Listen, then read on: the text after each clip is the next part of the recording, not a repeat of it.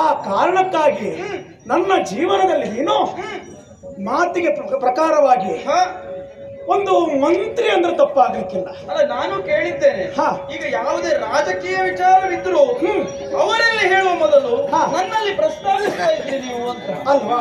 ಕಾರಣ ನನ್ನ ಅರ್ಧಾಂಗಿ ನೀನು. ಗಂಡಸಿಗೆ ಯಾವುದೇ ಸಮಸ್ಯೆ ಬರಲಿ ಅದನ್ನು ಎದುರಿಸಬೇಕು ಅಂತ ಆದ್ರೆ ಕೆಲವೊಮ್ಮೆ ವಿಚಾರ ಮಾಡಬೇಕಾಗ್ತದೆ. ಆ ವಿಚಾರಕ್ಕೆ ತಕ್ಕ ಉತ್ತರ ಸಿಗಬೇಕು ಅಂತ ಆದ್ರೆ ಹೆಂಡತಿಯಲ್ಲಿ ಹೇಳಿಕೊಡ್ಬೇಕಾಗ್ತದೆ. ಮತ್ತೆ ಹೆಂಗಸರಿಗೆ ಹೊಡೆದಷ್ಟು ಪಕ್ಕದ ಗಂಡಸರಿಗೆ ಹೊಡೆಯುವುದಿಲ್ಲ ಅಲ್ವಾ? ಆ ಕಾರಣಕ್ಕಾಗಿ ನಿನ್ನನ್ನು ಈಗ ಕರೆಸಿಕೊಂಡದ್ದು.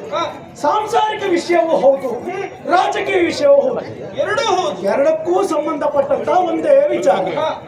ಈಗಾಗಲೇ ನಾಡನ್ನ ಸುಮಾರು ವರ್ಷಗಳ ಕಾಲ ಆಳಿಕೊಂಡು ಬಂದವ, ತಂದೆಯವರಿಂದ ಧಾರೆಯನ್ನು ಪಡೆದವ ಈ ರಾಜ್ಯವನ್ನು. ಅಂದಿನಿಂದ ಇಂದಿನವರೆಗೂ ಯಾವುದೇ ನ್ಯೂನತೆಗಳು ಬಾರದ ರೀತಿಯಲ್ಲಿ ಬಾಳಿಕೊಂಡು ಬಂದವ. ಕಾರಣ ಅಯೋಧ್ಯೆಯ ಹೆಸರೇ ಅಷ್ಟು ದೊಡ್ಡದು. ಅಯೋಧ್ಯೆಯ